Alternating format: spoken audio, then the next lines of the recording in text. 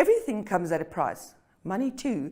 Hello, this is Business 7. Welcome to the program. In this episode, we will be looking at interest rates in Namibia as well as the region and the global developments around monetary policy. Also later in the program, we will be talking about the importance of updating your personal and business details at commercial banks. Please stay tuned. Connection. It's in the human touch, the feeling of belonging. It inspires us and empowers us, creates clarity from complexity. It starts new conversations, unlocks the power of advice, and makes an impact on your life. At Alex Forbes, we pioneer insight to provide you with advice that connects your decisions of today to your impact tomorrow.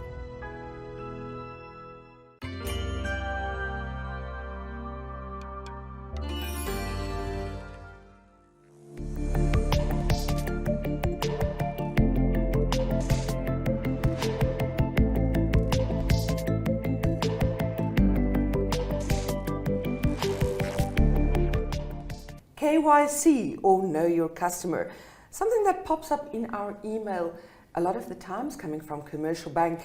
Here to explain what it is about is the Group Compliance Manager of FirstRand Namibia, Nesdha de Jongh. Welcome, Nesdha. Thank you for joining us.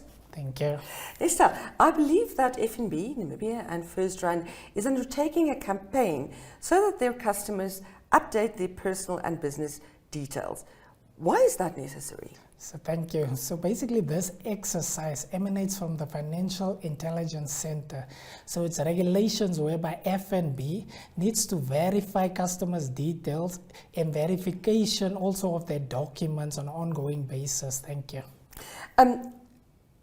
The Financial Intelligence Center, of course, part of the Bank of Namibia, the central bank, so it is a regulatory function that you have to comply with. Now, the KYC campaign, does this apply to all your customers? Yes, you are correct. So basically all customers would need to update their information and details with FNB and also verify the documents that they have submitted to us. And it also applies to companies too. So all your legal entities, CCs, Pty Limiteds, and other legal entities will also need to go through the same exercise. And I know I'm one of those people, I don't like forms and all of that, but it is very important that customers indeed do comply with this. What happens if they don't?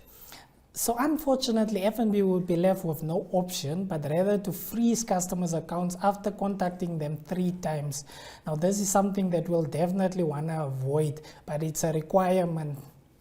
And just to put the public in the bigger picture, you say it's a requirement, but it's a requirement that is in the interest of everybody, because it's all about safety and things like that.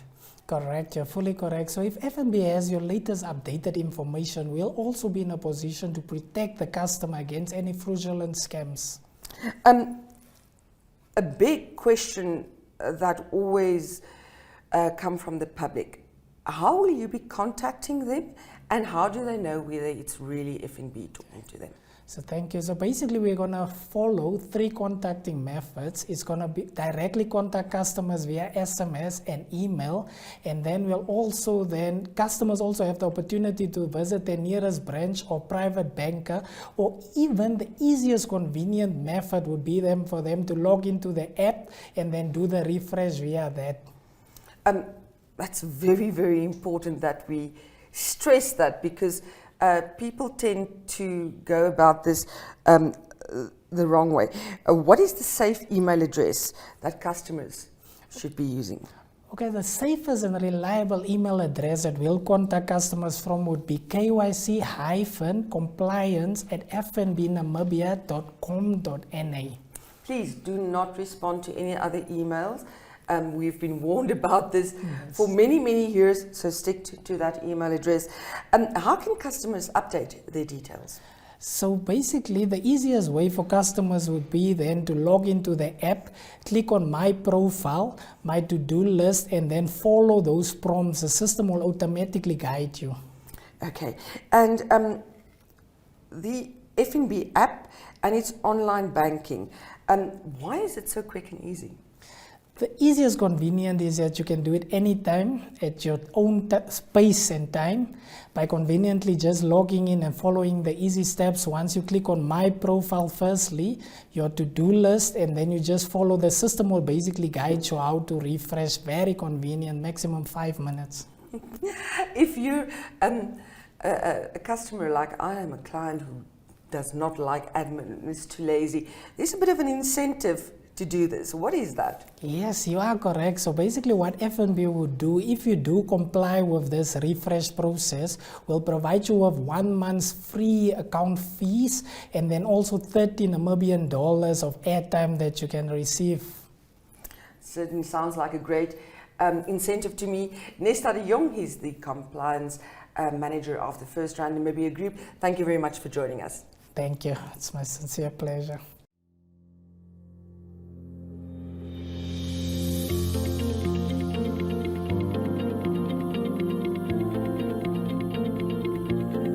While Namibia and its cities are seen as one of the cleanest countries in Africa, plastic pollution is a big problem. Therefore, it's up to each of us to do what we can to reduce the use of plastic, especially single-use plastic bags. At Liberty Life Namibia, we've taken the decision to turn all our old branding items into reusable shopping bags. It's a way in which we can drive sustainability and look after our most important stakeholder, our environment. If you also believe in sustainability and would like more information, please get in touch. Liberty Life Namibia. In it with you.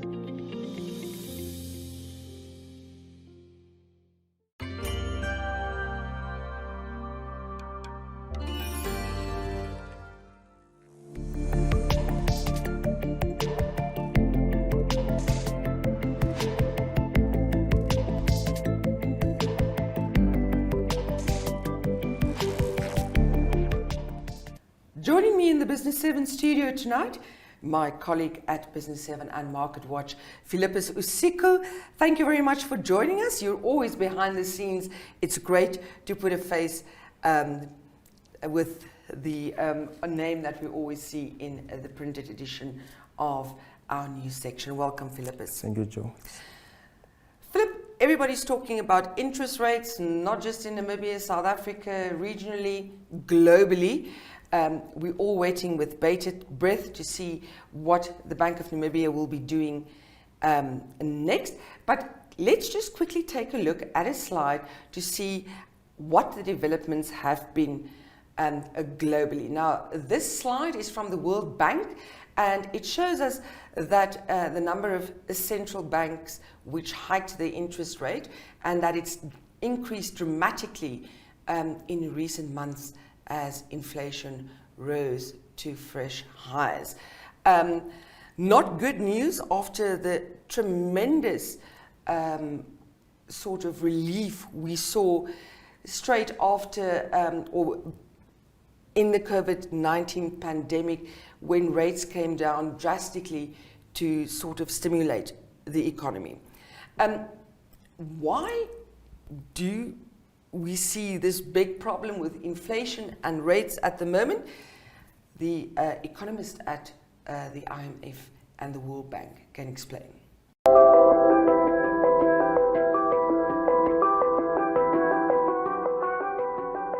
There is a narrow path. The global economy will escape recession and hopefully have a soft landing. There are two important reasons to worry about the possibility of a global recession. The first reason is that prior to global recessions, you see weakness in the global economy. And when you look at the recent activity indicators, you do see a very sharp deceleration in global output. In fact, we are experiencing the steepest slowdown in activity that we have seen prior to any previous global recession. The second important reason, of course, when you have a global recession, you see broad-based weakness in the main engines of the global economy. In this case, of course, the United States, Euro area, and China. And when you look at these economies since the beginning of the year, of course, you see that they have been slowing, and in some cases slowing sharply. Indeed, there is significant uncertainty when you look at the evolution of activity, when you look at evolution of inflation numbers, and when you look at what policymakers are trying to do, given that they are, in a sense, an impossible position to design policy in a highly fluid environment.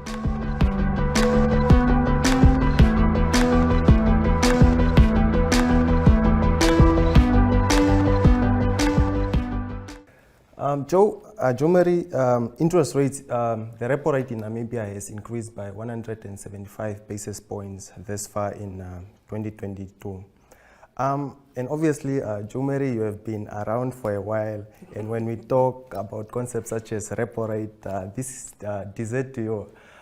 In layman's term, what is a repo rate and how does it influence credit uptake by the private sector? Philip is here, of course. Let's stick to layman's terms. A repo rate basically is the rate at which commercial banks can borrow money from a central bank. Now, that happens mostly when commercial banks need a liquidity relief in a very short, in the short term, and then they approach central banks to do that. What is important for laymen to understand when it comes to the repo rate is that the repo rate is a benchmark for interest rates at commercial banks. So when a central bank pushes up its repo rate, then commercial banks will push up their prime lending rate by the same amount. So what we see in Namibia at the moment is that our repo rate currently is at 5.5%. Therefore, commercial banks can borrow from the Bank of Namibia at 5.5%. The commercial bank's prime lending rate in Namibia currently is 9.25%. Of course, one always has to bear in mind that a prime lending rate, it doesn't mean that when you go to the bank that you automatically get that rate. That depends on a lot of factors, and in many cases you can even pay less.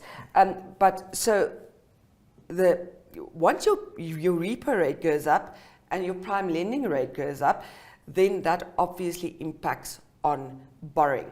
If we can take a look at a slide from the Bank of Namibia, this one was, it uses the Bank of Namibia stats, but it was compiled by a Ceres Capital. Now you can see there, Philip, is the huge growth in especially other loans and advances when it comes to households, also businesses.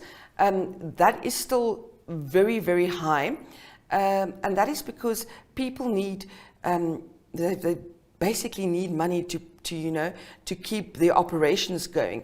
It's not so much productive credit that we're seeing. If you look at mortgage loans, etc., the growth figures there are relatively low, which is alarming because if you borrow, you should ideally borrow for something productive. And at the moment we're seeing that it still very much relies on that short-term personal loans, credit cards, etc. But with interest rates going up, people will definitely think twice before they increase that borrowing. Yeah, and talking about productive borrowing, earlier this month we saw the governor of the Bank of Namibia pledging with commercial banks to borrow responsibly to the private sector to invest in strategic sectors of the economy in order to stimulate growth. The South African Reserve Bank recently announced a 75 basis points increase in the repo rate. That's from 5.5% to 6.2%. Will the developments in South Africa affect Namibia in any way, and what are local analysts' expectations at the next monetary policy announcement? Okay, so it's important to understand the way it works between Namibia and South Africa. Namibia, of course, part of the common monetary area, like South Africa. So traditionally, we do follow what the South African Reserve Bank or the SARB does. There are there's a big distinction though. The South African Reserve Bank, their monetary policy targets inflation. Okay, so if they see high inflation, like in the rest of the world, the central bank steps in and it tries to sort of break that inflation by increasing its repo and then by default interest rates in the country. Namibia, the Bank of Namibia, we can't really target inflation. It's a big misconception that our monetary policy primarily targets inflation. The problem is Namibia is a net exporter. Importer, sorry, exactly, that is the problem. If one just look at food, etc., we import nearly 60% of what we consume. So we import inflation. Nothing we can really do here can curb that inflation.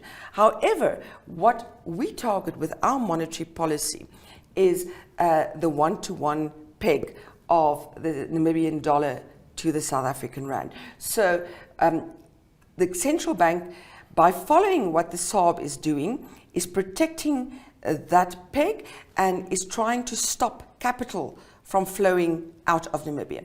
Because if you have higher interest rates in South Africa than you have in Namibia, then people who deposit money will rather than deposit it in South Africa because they can earn more interest. So that is primarily what the bond does and why it so closely follows the South African example.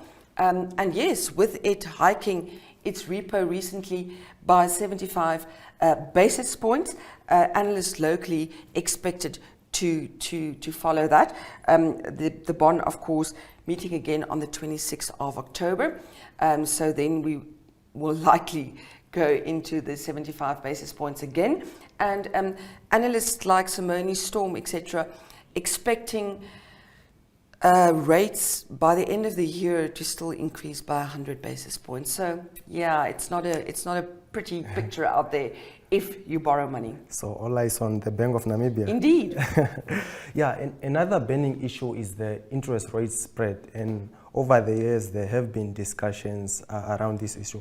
Can you provide us with some context regarding to this interest rate spread? Okay, the interest rate spread is the difference between the repo rate and the prime lending rate at commercial banks.